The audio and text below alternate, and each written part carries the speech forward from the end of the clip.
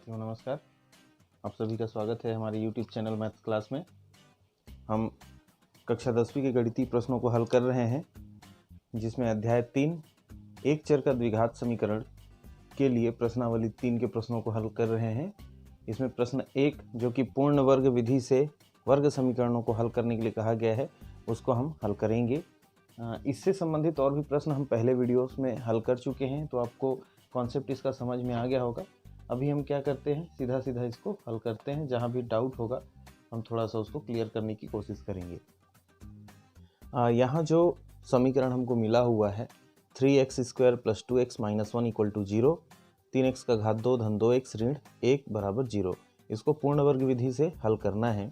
तो सबसे पहले हमको क्या करना पड़ेगा, ये जो x वाले पार्ट्स हैं, x जिसमें हैं उनको एक और बिना x वाले को हम दूसरी ओर लेके जाएंगे।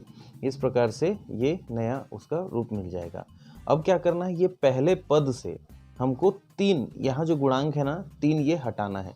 तो उसको हटाने के लिए क्या करेंगे, 3 का भाग हम देंगे।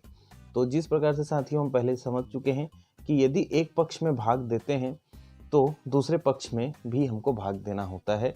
यहाँ पर हम इसको करते हैं 3x² + 2x में हम क्या कर रहे हैं, 3 का भाग दे रहे हैं।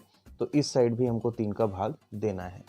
अब यहाँ पर एक और चीज़ कर सकते हैं कि ये दो पदों में बटा हुआ है, इसको हमने क्या कर दिया, इस तरीके से अलग अलग कर दिया कि 3 यहाँ भी ले लिया, यहाँ भी ले लिया। ठीक है, अब क्या होगा, 3 और 3 तो कट जाएगा, यहाँ पर बचेगा x का घात 2 धन यहाँ पर बचेगा 2/3, x बराबर 1/3। अब हम पहले ही चर्चा करते आए हैं कि जो हमारे पास सूत्र होता है बीजीय व्यंजक के लिए a + b का स्क्वायर, जिसमें a² + 2ab + b² होता है। तो ये इस पद को, इस मतलब लेफ्ट हैंड साइड को हमको इस रूप में सेट करना होता है। तो देख सकते हैं यहाँ पर 3 पद है।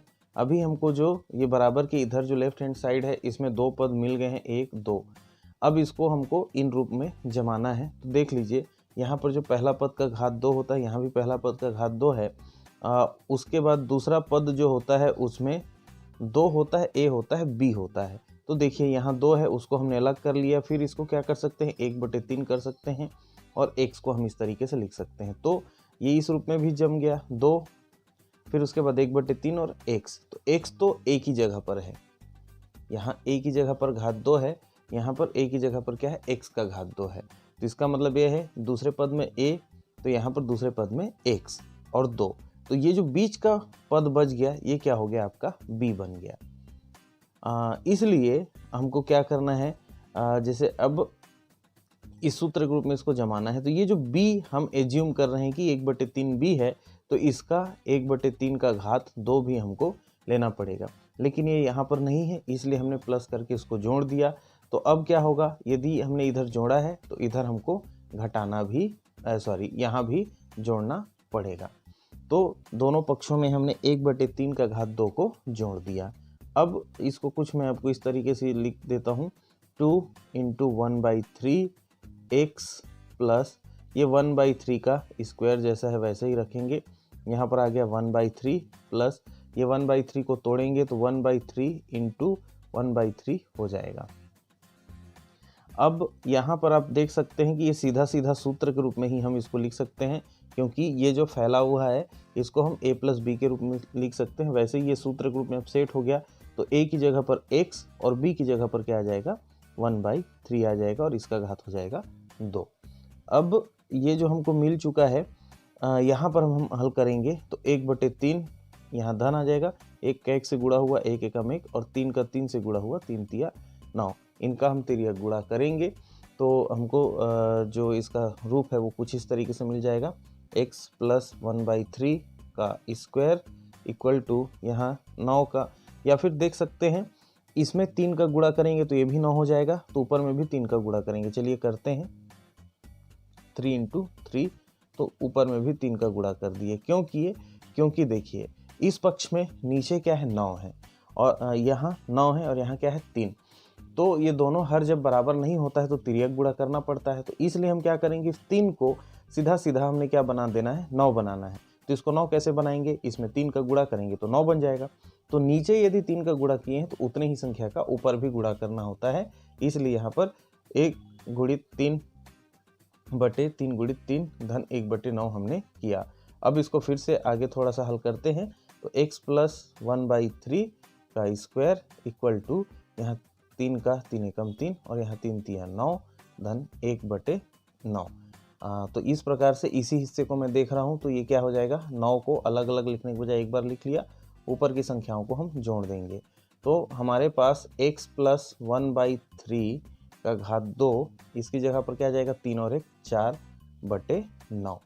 अब साथियों हम इसको ऐसा भी कर सकते हैं, देखिए यहाँ पर क्या है, x प्लस 1/3 है, ये 4 बटे 9 को हम क्या लिख सकते हैं, 2 बटे 3 गुणित 2 बटे 3 लिख सकते हैं। क्यों, क्योंकि 2 और 2 का गुणा करेंगे 4 आएगा, 3 और 3 का गुणा करेंगे 9 आएगा, तो इस रूप में लिख सकते हैं। तो इस रूप में लिखने के साथ साथ इसको ऐसा लंबा ना लिख के हम क्या लिख सकते हैं, इसका घात 2 लिख सकते हैं। इधर भी घात 2 है, तो देखिए दोनों ओर घात 2 है, तो यहाँ से घात 2 हटाएंगे तो यहाँ से भी घात 2 हटेगा, तो हमारे पास जो उत्तर आ जाएगा वो इस तरीके से आ जाएगा, x प्लस 3, यहाँ से घात 2 हटाए तो यहाँ से भी घात 2 हटेगा और ये 2 बटे 3 हो जाएगा। लेकिन एक शर्त यहाँ पर ये है कि हमको जब वर्ग हटाएंगे तो प्लस माइनस लगाना होता है सामने वाली संख्या में, तो हमने प्लस माइनस लगा दिया। अब इसके बाद आगे हम इसको हल करेंगे 2 मान के लिए। एक बार क्या करेंगे, प्लस साइन लेंगे, धन चिन्ह लेने पर यहाँ से 2 हिस्सा में कर रहा हूँ, तो धन चिन्ह लेने पर क्या हो जाएगा, x प्लस 1/3 इक्वल टू यहाँ पर है 2/3। धन है तो ये लगाने की आवश्यकता नहीं है, हमको x का मान ज्ञात करना है, इसलिए इस 1 + 3 को हम क्या करेंगे, ट्रांसफ़र करेंगे, तो ये -1/3 हो जाएगा। अब देख सकते हैं नीचे जो संख्या है वो बराबर है, मतलब हर बराबर है, इसलिए उसको एक बार लिखेंगे और ऊपर की जो संख्या उसमें 2 ऋण 1 हमने किया, तो यहाँ पर क्या आ जाएगा उत्तर 1/3। तो x का एक मान, पहला मान क्या आ जाता है हमारे पास, x = 1/3 हमको मिलता है। दूसरा, ऋण चिन्ह लेने पर, अभी हमने धन चिन्ह लिया था यहाँ पर, अभी क्या करते हैं ऋण चिन्ह लेंगे, तो ऋण चिन्ह लेंगे तो क्या हो जाएगा, x प्लस 1/3 जो प्रश्न है, उसके बाद यहाँ पर हमने इसको ले लिया -2/3। अब देखिए ये जो x है यहाँ पर x + 1, तो 1/3 को हमने ट्रांसफ़र कर दिया, तो ये इधर चला जाएगा, -1/3 होगा। अब यहाँ भी हर क्या है, बराबर है, तो इसको हमने एक बार लिखा, ऊपर में आ गया -2 -1, तो टोटल ये जुड़ जाएगा, क्या बन जाएगा, -3/3। तो ये 3 इस 3 से कट गया, तो x का मान यहाँ पर क्या आ जाएगा, -1। तो ये आपको कटाने का है, और इस प्रकार से हल करके आप जो है वर्ग समीकरण जो दिया गया है हमको क्वेश्चन में, उसका उत्तर निकाल सकते हैं। तो वैसे ही पूर्ण वर्ग विधि से हमको प्रश्नों को हल करना है। जहाँ समझ में नहीं आया होगा रिवाइंड करके एक बार देख लीजिएगा। कोई समस्या है, कोई सुझाव है या कोई भी प्रश्न है तो कमेंट करके हमको ज़रूर बताइएगा। तब तक साथियों अपना ख्याल रखिए, स्वस्थ रहिए, मस्त रहिए और गणित बनाते रहिए। धन्यवाद।